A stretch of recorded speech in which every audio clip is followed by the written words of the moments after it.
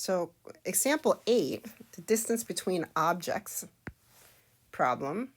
Okay, a lot of times we did one similar in the Explorer where the two were going away, or one was coming toward the intersection and one was going away for the car. The only thing is, for those types of problems, is a right angle. So I wanted to put something in where it wasn't necessarily a right angle.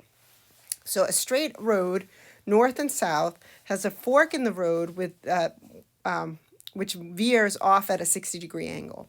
A police officer 2 miles south of the intersection is traveling north toward the intersection at a rate of. So that means that we are going toward, so the police officer down here is going toward the intersection, okay? And a car 4 miles from the intersection on the fork of the road, or in the forked road, is driving toward the intersection as well. Okay.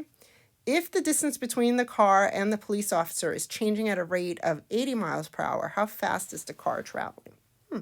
Interesting. So that means this distance here is, we got to name all of these things. So let's call this A, this distance here B. So the car away from the intersection, the police car away from the intersection is length A, and this one is length C. So a couple of things that we do know is that this is 120 degrees. So we got to use some trig here, but the trig that we need to use is a law of cosines. So that's what makes this problem a little more interesting. We have this going on. Ooh, I'll pretend like I could draw that. 120 degrees there. So we have A, which changes, B, which changes, C, which changes. The one thing that does not change is the angle between the two roads. So, but the way that I can write a relationship, because it's not a right triangle, I can use either law of sine or law of cosine. Law of sine does not involve all three pieces, A, B, and C, at the same time. It's all separate proportions. That's why we can't use that one. So we're going to have to use the law of cosine. So I'm going to say, okay, I know that C squared is going to equal, so I'm developing a formula. That's the key of the pieces that are there. So I'm drawing a picture. How can I get these pieces to relate? In this case, the only way I can do that is law of cosines. So A squared plus B squared minus 2AB cosine of the angle of C, which is across from the length C, which is 120 degrees in this case, like that. Okay. Now I have a formula that I can develop. First of all, I can find cosine of 180. So cosine of, it would be the same, but just negative. It will be the same as cosine of 60, but just negative because it's in quadrant 2. So that's cosine, C squared is A squared plus B squared minus 2AB times negative 1/2. Okay. So I'm going to rewrite, because that 120 is constant, plus B squared plus AB. So now I have my relationship between AB and C. I am ready to take the derivative with respect to time. So I have my formula, d dt, and I'm ready to take the derivative.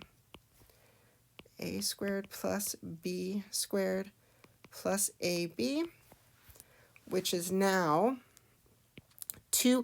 Notice I didn't bother taking the square root. It makes it more complicated. That's not necessary. I can solve that later. 2c dc dt, and then we have 2a dA dt. Don't forget to take the derivative with respect to time of every term. So 2b dB dt, and then I got to use the product rule for the last bit. It's going to be A times the derivative of B, that's dB dt, plus B times the derivative of A, which is dA dt. All right, so what are the pieces that I do know? In this case, I know, it says here, when I know that the police officer, which is A, that distance is 2. I also know that the police officer's rate, dA dt, is going to be 40, but I know it's negative because segment A is getting shorter. So that's why it has to be negative 40. I also know that B at that time is 4 miles away from the intersection, so that length is 4. And dB dt, because the person is going toward the intersection, it should be negative. But I think that's what it's asking, right? So I don't know what that is. I do know, though, that dC dt is equal to negative 80. They're getting closer. Both of them are getting going toward, right? So here, if the distance between the police car is changing at a rate of 80 miles per hour. Okay, so it's got to be negative 80. They're getting closer to each other. I need to find C. So I have A, B, I need C. The only unknown I really want is dB dt. So to find C, I know that that's going to be the square root of, I have the formula for C squared up here, so that's going to be the square root of A squared plus B squared plus AB in this case. So C is equal to the square root of 2 squared plus 4 squared plus 2 times 4, which is then equal to 28. So the square root of 28, which is 2 root 7. Okay, cool. Now I'm ready to substitute in all of the stuff. C, the only unknown is dB. So let's substitute all of those pieces in. I get 2 times C, which was 2 root 7. dC dt was negative 80, is equal to, then we have 2, A is 2, dA dt is negative 40, plus 2, B is 4, dB dt is what we want to find. That's cool. And then plus, then we have A, which was 2, dB dt, I still don't know what that is. That's what we want to find, plus B, which is 4, dA dt was negative 40. And then essentially we're ready to simplify and solve, right? On the, I'm going to get 810 dB dt on one side. And then on the other side, 4 minus, so 320 root 7. And then all of these other pieces, what do we get here? 400, so plus 160,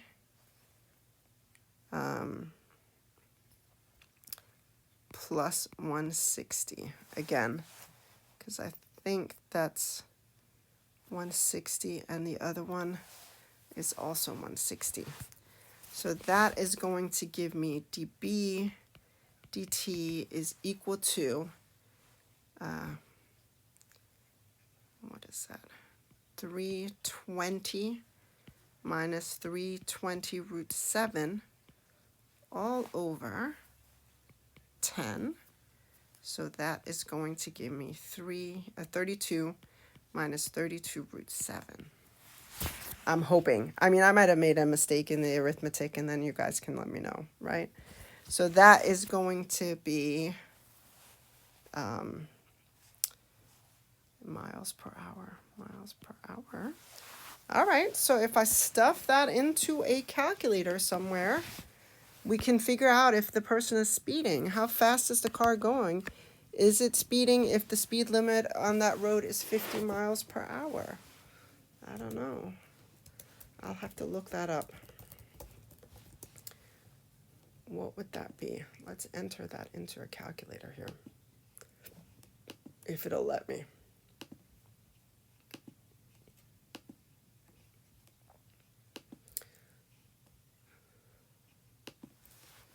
Um, 32 minus 32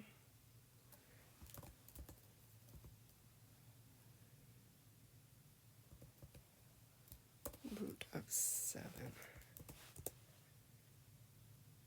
So 52.664. So that's about negative 52.664. And the speed limit, oh, they're going too fast. Now, most of the time, you would not be pulled over for that. You know, there's a margin of error there. So coppers usually give you a good 5 to 10 mile leeway. So would they get a ticket? Probably not, but they're speeding by 2 miles per hour or so. All right. So make sure here it says how fast is the car. Not car. Okay. The car is traveling at a speed of